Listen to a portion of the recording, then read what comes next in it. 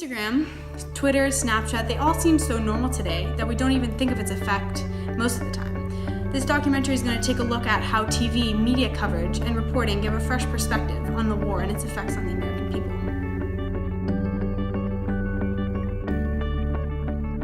This war was practically solely based on communism and the mostly American fear of it taking over the world. Communism is a political theory originally derived from Karl Marx, advocating that all property be publicly owned and each person works and is paid according to their abilities and needs. Unfortunately, this is not usually how it works. Americans were often afraid of something called the domino effect. This was a theory stating that if one country falls to communism, all other susceptible countries will act as a domino and fall as well. Two of the big forces in the world at the time were communism and kind of non-communism. So in many ways, the Vietnam War was kind of a flashpoint for this kind of worldwide, or at least a kind of a struggle that was going on through much of the world, many of the countries around whether communism would kind of take over more countries and become the kind of the economic system and the government or not. Vietnam was mainly, if not entirely, guerrilla fighting. It is a war tactic that the Viet Cong used, where soldiers would hide among civilians during the day, and at night they would launch unpredictable surprise attacks. So conditions were awful for soldiers as well. Disease caused by hot weather, insufficient food or water, exposure to toxic chemicals like napalm, Agent Orange, which were defoliants, and high death tolls, which at the end of the war were totaled up to about 58,220. The credibility gap, which is an apparent difference between what is said or promised and what is seen to actually happen or be true, began to form when the cameramen began to go along to Vietnam with the soldiers. They would film the warfare and send it back home, or it would be broadcast on the 30 or so minute bandwidth that they had on the channel. TV was very new to American families as well, and never before had anyone been able to see what war really looked like while simply sitting in the living room. This is why Vietnam became known as the living room war. What's interesting about the Vietnam War is that it was right about the time that TV really became a widespread cultural phenomenon and was available. You know, most people by the mid to late 60s had a TV in their house. Not absolutely everybody, but it was pretty common. Although the Johnson administration was saying that there was a light at the end of the tunnel and that we were going to win the war, the camera footage showed otherwise, and the credibility gap began to widen. Because of this, journalism began to shift to a more investigative mindset. Instead of going with what the government would tell them to say, journalists began to realize that it was necessary to sometimes dig further and deeper to get the real truth. As more and more footage arrived on people's TVs, the reality that the government did not want to be seen began to be exposed. And I think around that time, the media had been certainly there to kind of report what was going on, but they were often pretty much in lockstep with the government. Whatever the government kind of reported, the media said, that's what the government said, that's pretty much what happened. And there wasn't much investigative journalism in those days. Yeah, okay. And the Vietnam War actually was one of the incubators of investigative journalism in the journalistic world. Journalism was really the portal of the American people into a reality that would soon affect the morale across the nation. Through the end of the war and after it was done, there were varying levels of morale and effects that it took. It impacted many families, including husbands and brothers especially. They would often return with PTSD or often not return at all, and families and their dynamics would never be the same, which affected the entire morale and attitude of America as a whole. Before the war, families would split up over the issue of drafting, which is quite a big issue, and sometimes one side of the family would be okay with it and the other side would be against it, and this caused a lot of tension and a lot of sadness often.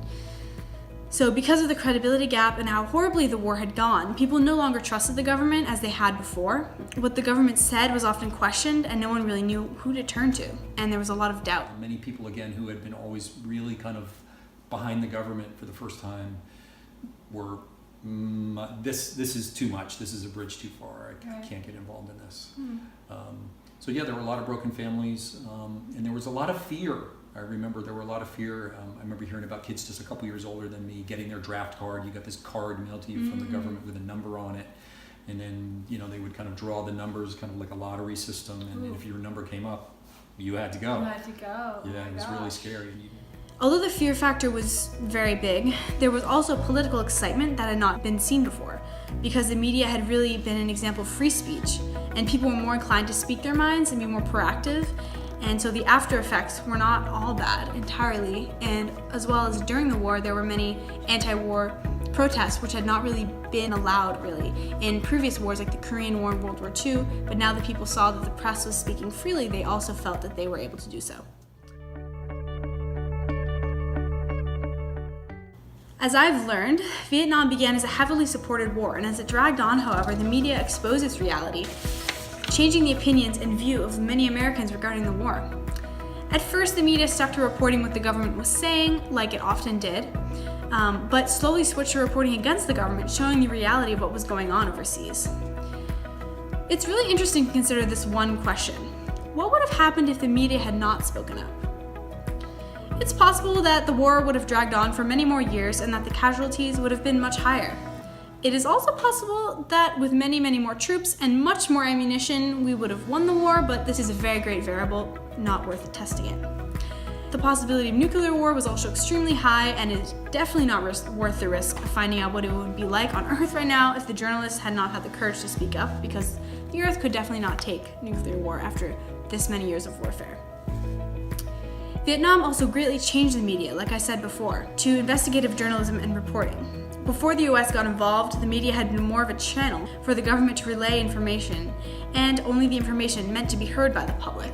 So the government would filter greatly the information that they wanted the public, to hear, so that it was like a conditional news. And so because of this, no one really questioned the motive or accuracy of this information, and nobody even thought of looking further.